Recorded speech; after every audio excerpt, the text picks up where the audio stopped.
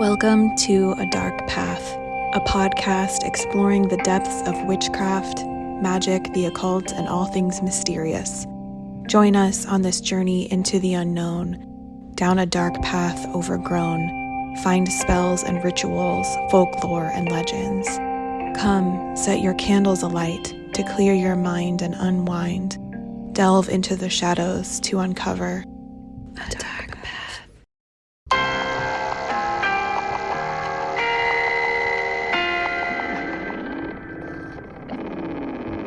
Again. Hail and welcome to A Dark Path, a podcast exploring the depths of witchcraft, magic, the occult, and all things mysterious. I'm your host, Allyson Hemma-Romane. I'm your demi-permanent host, Heidi Stock. And I'm swallowing my coffee. And I'm your host, Kristen Jackson. Today's episode is all about witchcraft and social injustice, part 2. This episode contains discussions of social justice issues, including systemic oppression, gender and racial inequality, and historical violence against marginalized communities, particularly those who practice witchcraft or identify with alternative spiritual paths. While these conversations are important, they can also be emotionally heavy. Please take care while listening and pause or step away if you need to. So magic can be used as a tool for social justice, and you might wonder how you would do that. So one of the first things that comes to mind, and I like this because it's something you can do anywhere, and it doesn't take a ton of time. It just takes intention. It takes as much time as you'd like to set towards the activity, which is just sending energy to the grid. And what I mean by that is, as a witch or an empath or a sensitive person, we see and notice energies around us in the world, with what's going on with the people near us, and are often able to fill energetic needs or gaps if we're paying attention to our intuition. So if you can sense a need for the group, meaning like our entire community, the earth, all the people in it at large, you can send energy directly into the earth for other people to access and draw from. So a good example of this would be, obviously, there's a lot of open grief going on in our world right now. Grief is a big, heavy thing to process. So if you were to take, say, 5, 15, 30 minutes, however much time you have, and I like to sit in a meditative pose, have my feet and my hands touching the ground if possible, and then just actively send healing white light right into the grid. If that doesn't resonate with you, obviously you can wait and we'll give you other ideas too. But this is a practice that, if it resonates with you, is hugely beneficial to not only you, but to other people too. Also, some people are like, okay, well, I'd like to do something that feels more like craft opposed to energy work. So if you wanted to do something that felt more like craft, protection magic is huge for people who are doing the groundwork and the actual legwork of social justice fighting, right? Like our protesters. So creating sigils to help protect those people, creating protective. Oh, I'm back to energy work. I like energy stuff. So I was like, you can make energy protection. Blah, blah, blah, blah. But no, you can do ancestry work. You can work with different communities. Say you're worried about a global crisis. You could try to do ancestry work with people within the communities of the global crisis. You could try to do ancestry work within yourself to help address your view on the topic. You could help politicians in a similar way by working with their ancestors and trying to help them see things differently. Or if you're not into helping people grow, you could send hexes to people you don't like. Oh, I don't know if we have to keep that, but I'm in a mood. That's why I went rogue, Allyson. I flipped the script. It could be little hexes. I hope you trip over your shoelace today. You could hex them. That's why. Can you explain to us what exactly the grid is? Yeah, that's fair. So when people refer to the grid, what they're talking about is that there are meridians through the earth, just like there are through our bodies, that have places where energy flows. And some people even describe it as like a chakra system for the earth. When you want to tap into the grid, that just means you are energetically accessing the innate Earth's energy, like the energy that is already present there and the energy that we send there throughout history by being part of Earth, by interacting with it and stuff. I think a good visual for it is think of them kind of like longitude and latitude. They don't run nearly as like it's organic, right? So it doesn't run like in straight lines, but it is a similar concept, right? It's a grid pattern. There's going to be places where energetic places that intersect and are powerful places. You can look those places up online also. Like I know the Hawaiian Islands have a special place. There's special places all over the world. So that is what I mean when I say tapping into the grid. It means accessing the global energy that kind of is running all around us, but you tap into it consciously. Is that confusing? I don't know if that made sense. I can't see your guys' faces. I have to move from one screen to another right now. So It's I'm not like, I confusing. can't hear anything and I can't see your faces. So it's just like silence. And I'm like, We both shook our heads no when you asked, but we didn't realize you couldn't see us. okay. I was It is like, not confusing. Thank you for explaining that. I yeah, was no, of wondering, course. Please. so ley lines are also part of the grid or like an aspect of the grid, or what would you say, like, is there a correlation between the two with ley lines? Uh, Get that. so my gut feeling on that is that, yeah, there probably is huge correlation. I bet you could lay the maps on top of each other and you're going to see lots of overlap. I don't know that they're necessarily identical. Like, do you know what I mean? But I do think there is a ton of overlap. And I also think like how do you say it? Liminal spaces, like the ocean, Hmm, right? I think yeah. that's kind of it's all connected, right? We're just talking about places where there's extra energy, places where you can tap into that energy. What really resonated was like liminal spaces, the Yeah. in-betweens where we don't really spend a ton of time, like the middle of the ocean. Right? Like that's gotta be part of the grid network. Yeah, yeah. And that's, I mean, and honestly, I feel like it's one of those things where it's like you can tap in anywhere. You don't have to be like sitting on top of a grid point to tap in. I just think that it's also probably easier. Like, people are always drawn to like Mount Shasta, right? Same kind of thing. It's an energetic hotspot. It's probably easier there to do it than anywhere else, but you can do it in your living room. I would like to be I think that's really outside. That's how I like to do it. But right. I think that's super important. I'm glad that you brought that up because, like, just because you're not in a place that's directly over a ley line or a cross of two energetic paths or whatever is yes. going to allow it to be like boosted, that doesn't mean that you can't access it. So I'm really glad that you said that. Yeah, and thanks, Kristen. I would say it is a good point because I also feel like it's really important to remember with energy stuff, it's very intention based. And so it is very important what your intention is. And if you're somebody who you're worried you're going to like mess stuff up, don't worry about that part. Worry about your intention being good and you're going to be fine. There's not a lot to mess up outside of that. I Agree with that. And feel I'd like to like, throw in real quick because of you're talking about please. messing it up. If you feel like it's something you're going to mess up, go back to our episode on grounding and shielding. That'll help a lot to be able to like help you to be able to connect without feeling either overpowered or sort of drained, because you're not giving too much. You don't want to give too much either. We still have to take care of ourselves. But That was yeah, I just kind of want to touch on that. that was chef kiss right there. I love that. That was like Chef such a kiss. legit just reference our other episode because that was too. It's good. There's good shit in there. That was really good. I like that. Yes, take a bow. Take a bow. Other things that we could do that feels a little more like craft than energy work, honoring marginalized communities on your altar. So make a visual display. I think that can be very powerful, especially if your altar is public, because then people ask questions. Why is that on your altar? Well, let me tell you, right? And knowledge is power. Knowledge is power.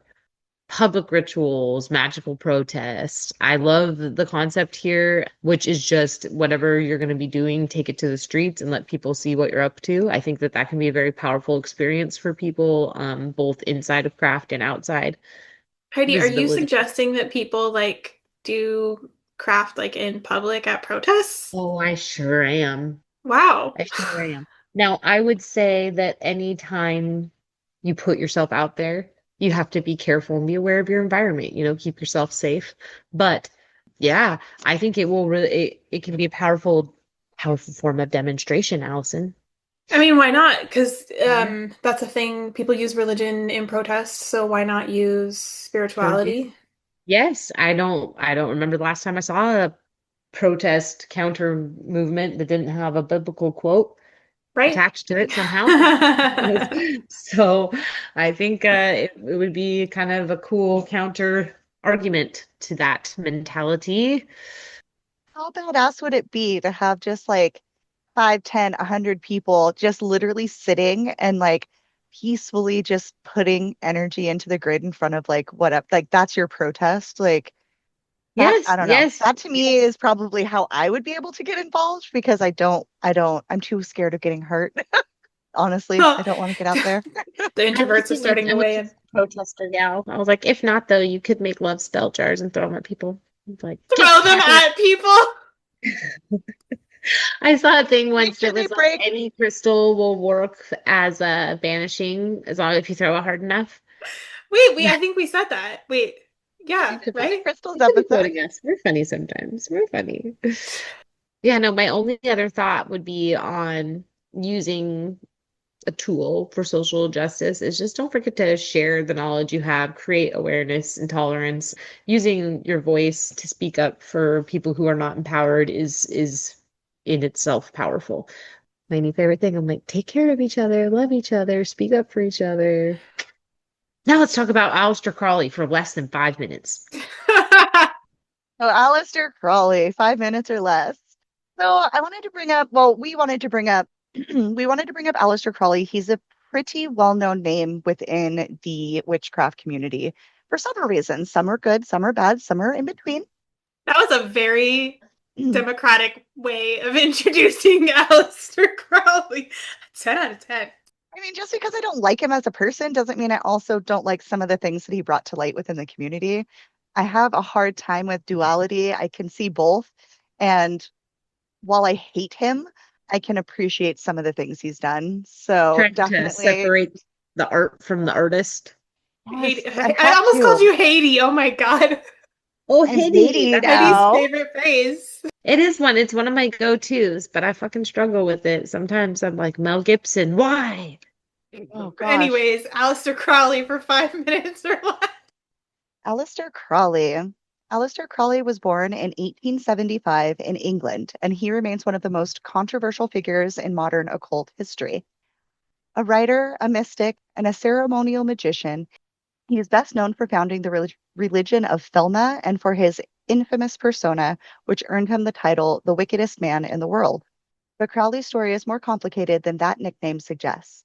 Crowley was born into a strict Christian fundamentalist family. His early rejection of that rigid, punitive overworld would shape the rest of his life. He was deeply interested in mysticism, Eastern philosophy, and esoteric knowledge. His most influential work came through Thelma, a spiritual philosophy with the central tenet do what thou wilt shall be the whole law, love is the law, love under will. This has been widely misunderstood as promoting selfishness, but Crowley argued it was about discovering one's true purpose or true will. So let's talk about injustice. First, the injustices Crowley himself committed. He lived a life of indulgence and rebellion, often at the expense of others. He was known for drug use, sexual coercion, and manipulative relationships. His time at the Abbey of Thelma in Sicily was marked by psychological torment and even the death of one follower under questionable circumstances. His disregard for social norms and personal consequences often left devastation in his wake. Crowley fed his followers drugs, heroin, cocaine, opium, hashish, under the guise of spiritual enlightenment. He used sex as a tool of dominion, not love or freedom. One young man, Raoul Loveday, died at the Abbey in 1923. Officially, it was blamed on a contaminated water source, but whispers claimed Crowley forced him to drink the blood of a sacrificed cat during a ritual. His wife, Leah Hirsig, was so broken by her time there that she called herself the Ape of Thoth and descended into a haze of drug addiction and mental collapse. Crowley didn't care. He called himself the Great Beast 666. He mocked the pain of his followers, and when their lives unraveled, he said it was proof that they weren't strong enough to follow their true will. This wasn't empowerment, it was abuse dressed in ritual. Crowley was obsessed with control. He exploited vulnerable people, especially women, and called it magic. He performed sex rituals that blurred the lines between consent and coercion. He wrote about forcing initiates to confront their darkest impulses, but often it was his darkness that they were dragged into. He made people beg for love, then humiliated them for needing it. Even his own child, Lilith, his daughter with Leia, died of typhoid while living in squalor under his care. Crawley, however, moved on. The legacy of Aleister Crowley is tangled. He was a man of vision and access, some who broke boundaries but also broke people. He brought Eastern philosophy to the West, helped shape the modern occult revival, and inspired everyone from artists to rock musicians. But he also left behind a trail of harm. The key takeaway is this: Crowley represents both the danger and potential of spiritual freedom. He challenged the status quo, but in doing so, he sometimes became a tyrant in his own right. His life is a cautionary tale of power without accountability and the high cost of living completely outside society's bounds. I swear I put in here about the fucking, how to go back to my notes. Um, the dome. Weird. I so remember having it and now I can't find it. I completely missed what's going on right now. It's okay. Kristen's looking for, she read Aleister Crowley in 5 minutes or less, and she's looking Yes. for the thing on the dome. She thought it was in here. She can't find it, which is fine. Oh, okay, that's what you're looking for. I was like, I can help. I forgot. I don't know what you're looking for. I'm just looking for. We got quiet for a long time afterwards. What was it? World War One or two? Two? What is it? When were they doing that? World War II. And then Gerald Gardner is the one that had the cone, so they both had one. Because there's the cone of power. Let's see. Nope, this is Gerald Gardner's cone of power. But it appears you're asking about the story of Aleister Crowley using a dome of protection for our magical rituals to protect gay Britain. Gay Um, old Britain. the idea of a literal, quote, dome of protection or similar large-scale magical working by Crowley to defend Britain from Nazi attacks is not substantiated by historical evidence. Interesting. Yeah, because basically it was kind of similar to, I mean, not kind of. They were in my knowledge of it is that they were basically trying to tap into the grid and create a dome to protect over England, correct? Like use the energy from the grid to create an energetic field of some kind that would protect them from a bomb. Yes. Yeah, That's dope. which I mean, again, there's that like, hey, let's do something really cool for for the community, and let's do something really cool for England and try and protect like the people from bombs and destruction. But then that duality of his Yeah. nasty self, like, ugh. Nasty so. Yeah, that is a hard one, isn't it? So I think for me, like with Crowley and going briefly into his history and some of the not so wonderful things that he's done, it kind of can show how if people aren't standing up for these things, if people aren't going, wait, let's stop and speaking up, then how does anyone know? How do we fight back if we are in a position like this? I think the interesting thing, so Gerald Gardner was on television and broadcasted that he was gonna do his cone of protection, right? Cone of power, whatever he called it. But he was inspired by his time with Aleister Crowley Okay, to interesting. found Wicca. Uh, Interesting. right. So this is the man, this is the root of the the questionable origins. I mean, if that's your teacher, then it makes sense how you might go down some of those paths as well, good or bad. So, So anywho, what has the magical community done to fight back today? So, witchcraft, in and of itself, positively is associated with themes of environmental advocacy, support for marginalized groups, and feminism. We also recognize it's a tool for community building in terms of covens and circles. there's been a movement to reclaim the witch archetype, which is historically linked with rebellion and defiance, being reclaimed as a symbol of resistance against injustice and patriarchal control. We were talking about like protests sayings, right? The witchy ones are things like "We're the daughters of the witches you couldn't burn" or "Missed one," things like that, right? And they're used to represent defiance, anarchy, things like that. There's also group spells that happen on social media.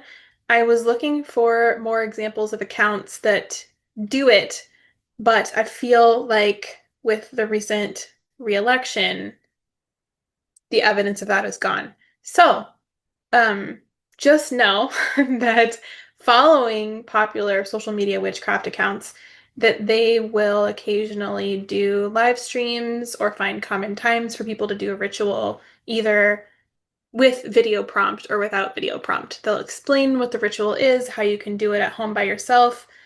So just if that's a tool that you use, I do on Instagram. Is TikTok still a thing? I don't know. But if you have Instagram like myself, you can find a bunch of different accounts, and often they'll show you how to do spells.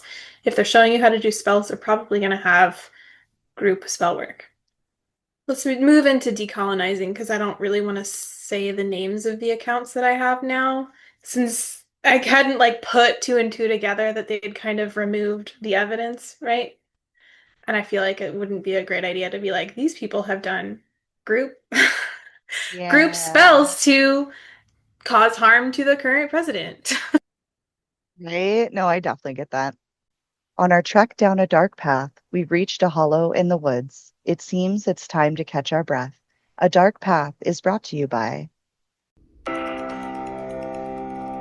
Light the way on your dark path with Wise Wolfcraft's unique selection of tools for living with intention. From manifestation kits to altar items and divination tools, we have everything you need to connect with your inner wisdom. Wise Wolfcraft offers Reiki and other energy healing sessions, divination readings, and a variety of classes on topics like intuitive tarot and personalized spell work. Unleash the power within. Visit Wise Wolfcraft today online at wisewolfcraft.com and on Facebook and Instagram as @WiseWolfcraft. Wise Wolfcraft, tools for living with intention.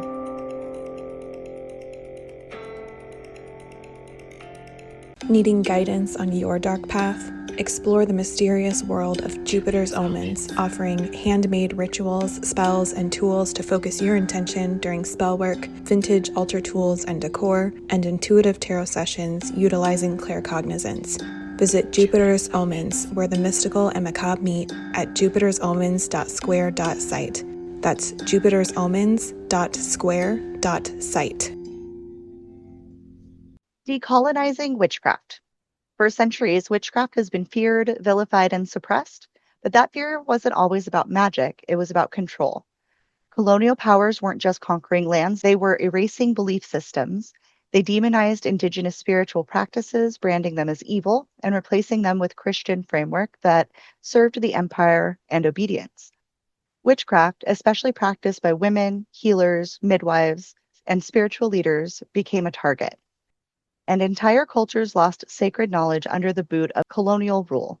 Today, witchcraft is having a renaissance, but in this resurgence, something often gets lost. A lot of mainstream modern witchcraft, things that you might see on TikTok in bookstores or wrapped in aesthetics like witchcore, is filtered through white esoteric lenses. Think sage bundles with no mention of Native American roots, tarot decks without acknowledging the Romani divination traditions, spells lifted from hoodoo or voodoo, stripped of cultural context and rebranded for mass appeal. It's spiritual gentrification. Decolonizing witchcraft means asking, whose traditions am I using? Who was punished for doing what I now do freely? And am I honoring that lineage or just consuming it? It also means making space for the voices and practices of people whose ancestors never stopped practicing, despite genocide, slavery, and persecution. Some African religions that have been dispersed outside of their traditional homeland, either involuntarily or by migration, including Hoodoo, Santeria, and Voodoo, weren't just systems of belief. They were survival, resistance, ways of remembering who they were when the world tried to make them forget. Many indigenous spiritual systems are still intact, passing down quietly, often hidden for safety. Those practices aren't just rituals, they're a living culture, and they don't always want or need to be shared, sold, or softened to fit into a Western framework. To decolonize witchcraft is not to shame people who are curious or new. It's an invitation to go deeper, to move away from the appropriation towards acknowledgement, reciprocity, and respect. It's about crediting the roots of your practice, learning the history, supporting practitioners from the cultures those traditions come from, and most of all, listening.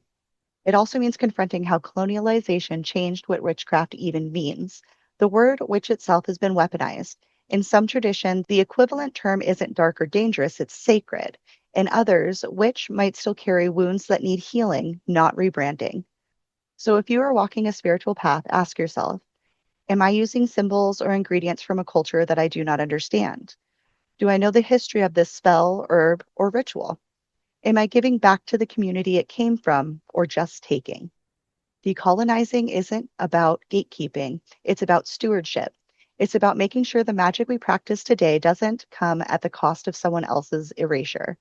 Witchcraft is powerful, it's healing, but to truly honor it, we have to confront the systems that tried to bury it. And when we do that, we don't just reclaim magic, we reclaim memory, legacy, and justice. Witchcraft is rising in popularity, but much of what we see today is filtered through a Western whitewashed lens. Practices with deep cultural roots like smudging, tarot, or ancestral rituals are often stripped of context, rebranded, and sold back without honoring the people that they came from. Decolonizing witchcraft means going deeper. It means asking whose magic I am using, who was punished for practicing it, and am I respecting its roots or am I just consuming it? Indigenous, African, and displaced spiritual systems were never trendy. They were survival and resistance, carried through generations despite colonization, slavery, and persecution. To decolonize is not to shame, but to lift. Learn the origins, credit the cultures, support the practitioners. Don't just take, give back, because real magic remembers. Tips for being a modern witchy social justice warrior. Okay, so that's kind of a broad topic here, and I've got my little notes up. So first thing, ground your practice in justice, right? So study intersectionality, like where is your path crossing with other cultures? Are you knowing about that culture? Like Kristen was talking about, are you practicing in a way that supports and uplifts that community, or are you doing something that isn't appropriate? Knowing doing ancestral work in general, I think is also like for that particular path of social justice can be a great way to begin your journey. Oh, this I thought was really interesting too. So if you are somebody who, again, if you're one of our active social justice people who are out there on the streets doing protesting and all that, it's really smart to take the moon cycle into consideration and using the building energy of like rising moons to create your momentum and using the full moon to do your event, or whatever makes sense for you as far as what you're trying to achieve. But taking that into consideration would be a cool thing to do to elevate your actual protest. So that's like doing a witchy thing that isn't necessarily a spell or even energy work. It's just using your witchy knowledge to benefit your overall cause, right? We talked about this before, but being loud and being local.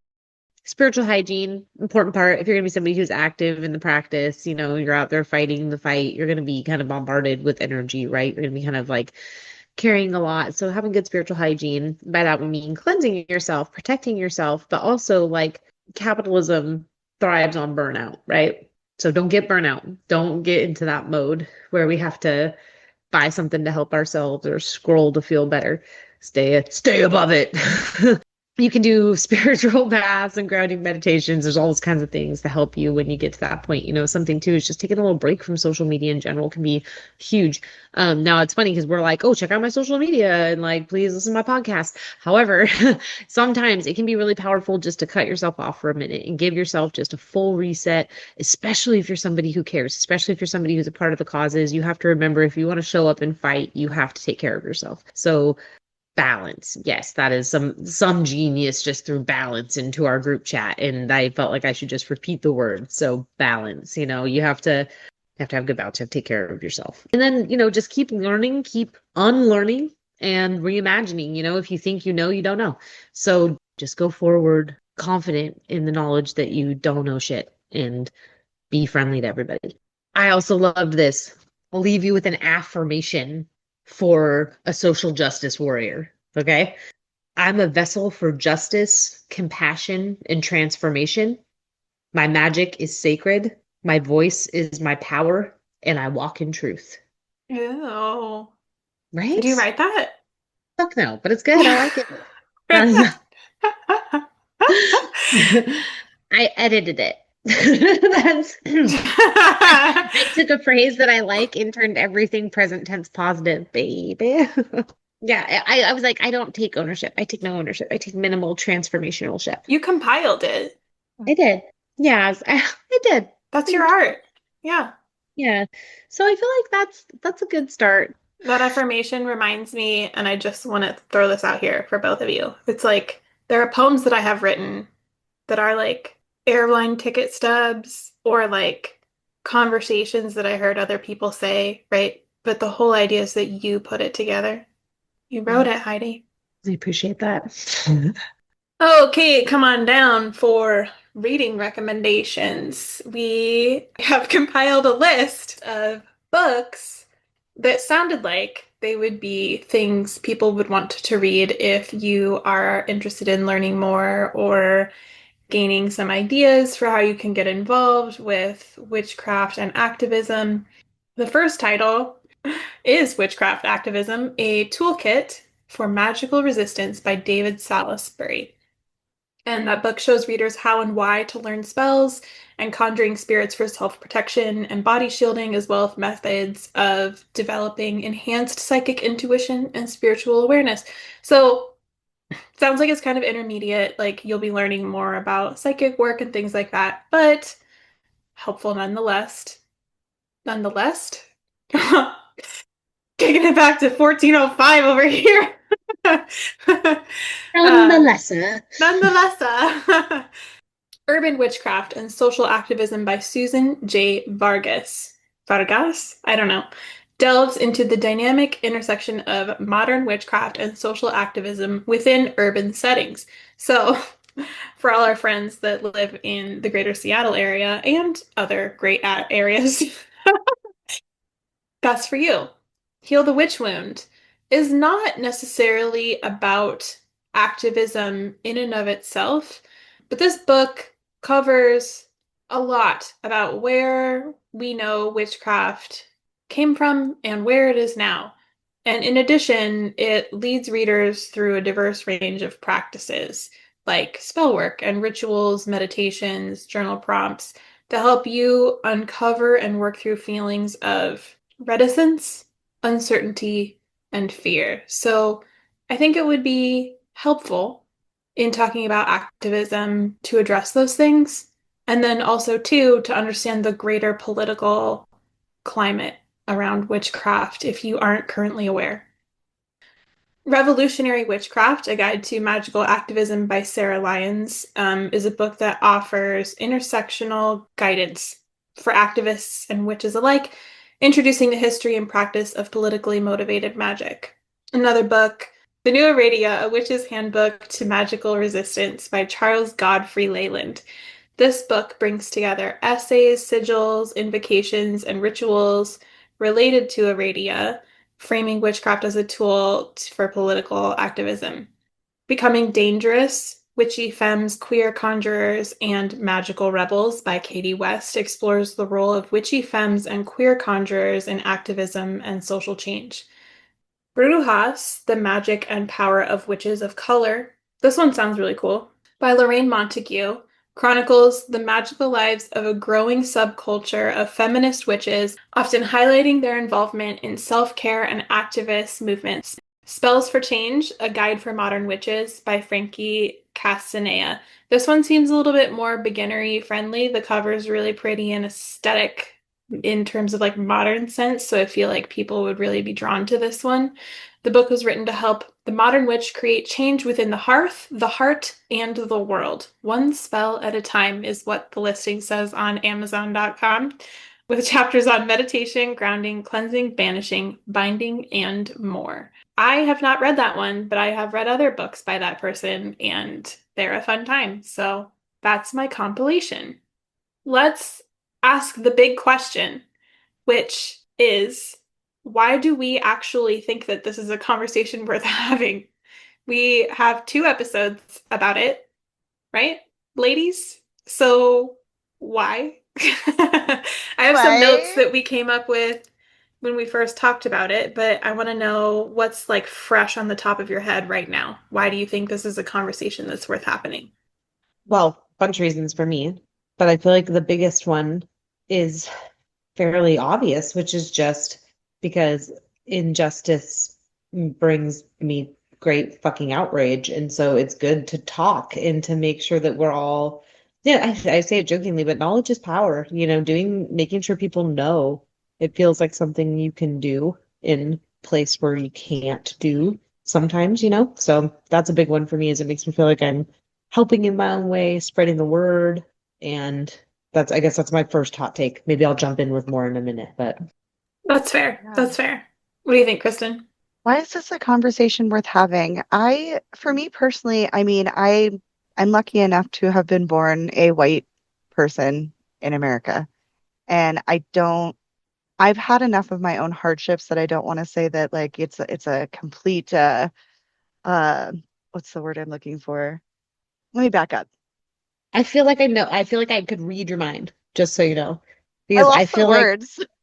well, no, it's like it's not a cakewalk to live life in general. Life can suck, but our problems don't come from being white women largely, right? Our problems come from other places. Now, being a woman in general can just kind of suck, like, let's be real. Yeah. But being a white lady is not the top of the list of problems. Does that feel fair? Yeah. Because it's like we Yeah. all have problems. Of course, we Yeah. have like life is just intrinsically super easy. Life is hard. Being a white lady definitely has not made it harder for me personally. I Yeah. don't know. Right. Does that feel like what you were thinking? I felt like that was the thought. I felt Yes. like it was because I do feel like sometimes like I don't know, like I feel like I don't know how to put it exactly, but I do feel like it's like part of you feels like it's not like I have a perfect life. Do you know what I mean? But it's also like I do understand that intrinsically that like waking up white is pretty dope in America. Yeah. Like, but it is hard sometimes because it's like you don't choose that either. Mm-mm. It's not I had no choice in being born a white American. So like does that mean I can't bitch? Like I can still bitch? Like I still have shitty days, I still have shitty experiences, but definitely not from being white. Like the privilege of like my skin color that I didn't get to choose is not one of the concerns that I have in my daily life necessarily, but it is something that I've seen in friends and different people growing up. And when I was in school, we had I think like two black people in the entire Right. school, and like one of them Could was name half every white, black half black. person. That's horrifying. Yeah.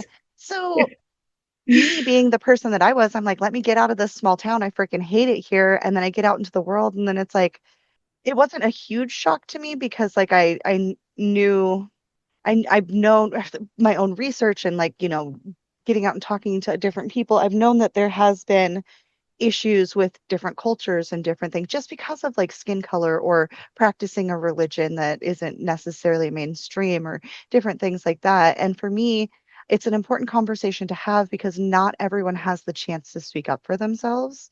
And I don't necessarily know what's going on in the deep south, but at the same time, that doesn't mean that I don't want to like bring it to light and maybe someone else can do that research if that's something that interests them or help protest or add to the grid or whatever it is. I think that's why this is a conversation that's worth having. Yeah, because we all have it in some level in our lives. It's just, are you looking out for your neighbor? Are you looking to see that everybody is getting the same amount of food, right? Like what's Heidi, that's a perfect segue to the note that I made, which was that caring about others isn't something we value societally.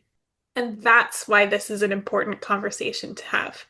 Because as you recall, or don't recall if you didn't listen to it, but people are still being harmed and killed for practicing witchcraft across the world today, Okay. now, right now, while you're listening to this episode. That's a fact. Like, it's still happening. And that's why it's an important thing to talk about, because it's still happening. And caring about others is not a trait that we cultivate globally. I wonder how much of it is American too, you know? We are a particularly self-involved nation. You know, there are countries where people, take care of their grandparents and shit. They don't just lock them in senior centers and throw away the key, you know? So I kind of wonder, is it global or is it an American issue? It would be interesting to hear from a viewer who wasn't from America if they could tell us. Right. Listeners, But I mean, like going back to the part one and how many people in different countries are being blamed for and executed for, whether legally or illegally, for witchcraft, when literally it's just, I think this person is spreading AIDS. Like yeah, that. no, right. There's like misrepresentation of like, yeah, totally. Or like, I mean, I guess I know that there's ignorance everywhere and that everywhere there's going to be social injustice in some level, right? I just mean, I wonder if our inability to like, I just think America's a weird place right now, I guess. It's been a weird place. I don't know. I just feel like Americans sometimes, man, make me real, real bummed I'm in the club. Don't get me started. I'm No, gonna like start saying stuff that gets me in trouble. But yeah, it's definitely an American social issue, but I do feel like it's also a white social issue personally. I'll say that I mean, I feel like. as a white Anglo-Saxon ex-Protestant. Yeah, well, I was trying to think, I was gonna say that I bet social injustice and craft kind of goes through all of the like I bet there's no community that's immune to that. Yeah, mhm. I agree. Allie, I felt like you had more thoughts about it. You were closing up still, and I kind of interrupted Maybe, I don't know. So something else that didn't get touched on is that it's good to know what's happening so that you are contributing what you're comfortable contributing when you're comfortable contributing it. Whether it's I feel like we started off with like the most low effort, right? Like sitting in sending energy to the grid or channeling if you know how to do Reiki or things like Yeah, that, something you right? can do anytime where it's going to be about like you're not putting yourself in a lot of risk. You're not necessarily been given a lot of time, but it's something. Yeah, because a lot of people feel like they can't do something. Like I have social anxiety, I can't go protest, or I don't feel like it's safe to go protest, which is fair, and or things of that nature. So Right. having the Make discussion a in order to sigil and broaden send it. horizons. What? Sigil and send it to your senator. Make a Yeah. sigil. Make a sigil. Send it to your senator today. Right. Just like gnarly bind runes and then put it in an envelope, no explanation. I Gosh. mean, Just don't I'm put a pretty return sure label that's a on that. really quick way to get yourself on a very short list, so I'm not sure I'd do that. oh yeah. That's just it, is there's such a varying level of people. Some people are really, let's go out, let's hit the streets, let's talk to our politicians, please, we need those people, because there's me sitting here going, I'm scared. I don't want to go out and talk. I'll write a letter. I'll We'll stay in my fuel the home and do tank. something, We'll I'll get write a but it fired. strongly worded letter. yes. Hey, Dear gotta tell you, dog, person, do not dog on a strongly worded letter. That is what I would say about that. Oh, those are worth their weight in gold. They say if you write written letter to a senator, it's worth like 40,000 phone calls or some shit. Wow. Like Neeson ratings, right? Like because it's like it takes like a very specific level of outrage to write a handwritten letter to someone. Like lots of well, people will get pissed and make a phone call. It takes a very specific amount of rage to write a letter. I'm the opposite. I feel like I have to be really, really mad to like make that phone call and like be screened by a robo. Whereas writing, no, that's easy. Dog, that takes, I don't know, Cathartic. 15 minutes. Yeah, yeah, yeah. Get it out. Yeah, yeah. No, I'm more of takes a lot to get me angry. Lots to take action at all. I'm slow to action. Although it's happening right in front of my face, I'm quick to action, but that's what it has to be sometimes for me. I feel like I have to be like, psh, psh, and then I'm like, ah. Which again, great reason to talk about this, right? Puts it out in Yeah. people's faces. It does. Yeah, that's one of the reasons I feel like it's important because we do have so much going on in the world, like so much. It's so easy to miss stuff. It's so easy to let the mindless shit distract you from the real stuff.